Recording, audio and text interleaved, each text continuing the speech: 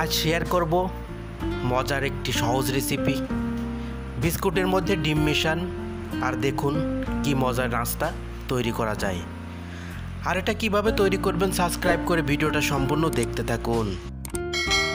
আজকের এই নাস্তা তৈরি করার জন্য নিয়েছি 10 পিস বিস্কিট, সেই সাথে 2টা ডিম, আরও অ্যাড করছি 1 কাপ লিকুইড দুধ। ডিম 2টা ভালোভাবে ফেটে নিচ্ছি। আর দুধের ভিতর কিছুক্ষণ বিস্কুট থাকার পর নরম হয়ে যাবে, আপনারা দেখতেই পারছেন। দুধের সাথে বিস্কিটটাকে ভালোভাবে নাড়িয়ে চাড়িয়ে মিশিয়ে নিচ্ছি। দারুণ মজার একটি নাস্তা, বাসায় একবার হলেও ট্রাই করতে পারেন আমার ভিডিওটা ফলো করে। এ পর্যায়ে দিয়ে দিচ্ছি 2 টেবিল চামচ চিনি। যেহেতু আগে থেকে বিস্কুটে চিনি আছে, সবগুলোকে ভালোভাবে নাড়িয়ে চেড়ে মিশিয়ে নেব। আর এই কাজটা করতে হবে স্মুথলি, তারপর সাইডে রেখে দেব।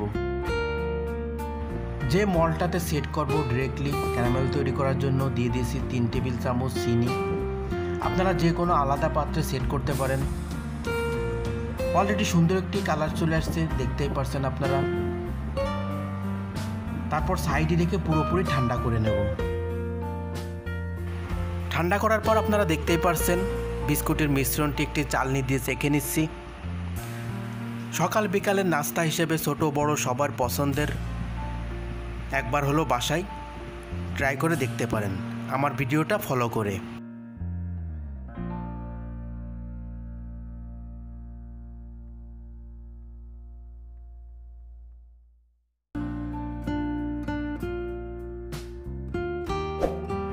এখানে একটি প্যানে বাটি সেট করার জন্য স্ট্যান্ড বসিয়ে দেব।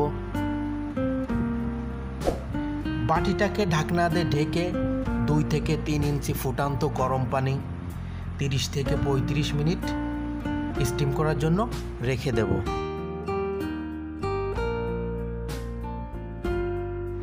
30 থেকে 35 মিনিট পর আবারও চলে আসলাম। একটা টুথপিক দিয়ে পরীক্ষা করে নেব।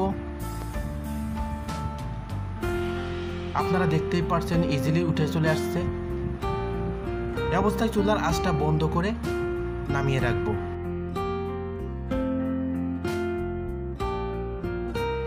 এ পর্যায়ে পুরোপুরি ঠান্ডা করে 1 ঘন্টার জন্য নর্মাল ফ্রিজে রেখে দেব। 1 ঘন্টা পর ফ্রিজ থেকে নামিয়ে আনলাম। আপনারা দেখতেই পারছেন পারফেক্টলি সেট হয়ে গেছে। এখন আমি নাইফ দিয়ে চতুর্দিকে এভাবে ছাড়িয়ে নিচ্ছি আনমল করার জন্য। এটা দুর্দান্ত স্বাদের একটি নাস্তা, আপনারা বাসায় একবার হলেও ট্রাই করে দেখতে পারেন। যারা আমার সাথে ছিলেন, আমার ভিডিওটি দেখছেন, তাদেরকে অসংখ্য ধন্যবাদ। ভিডিও সম্পর্কে মতামত কমেন্টসে অবশ্যই জানিয়ে যাবেন। যারা আমার চ্যানেলে নতুন, এরকম নতুন নতুন মজার ভিডিও দেখার জন্য চ্যানেলটি অবশ্যই সাবস্ক্রাইব করে রাখবেন। আজ এ পর্যন্তই, খুদা হাফেজ।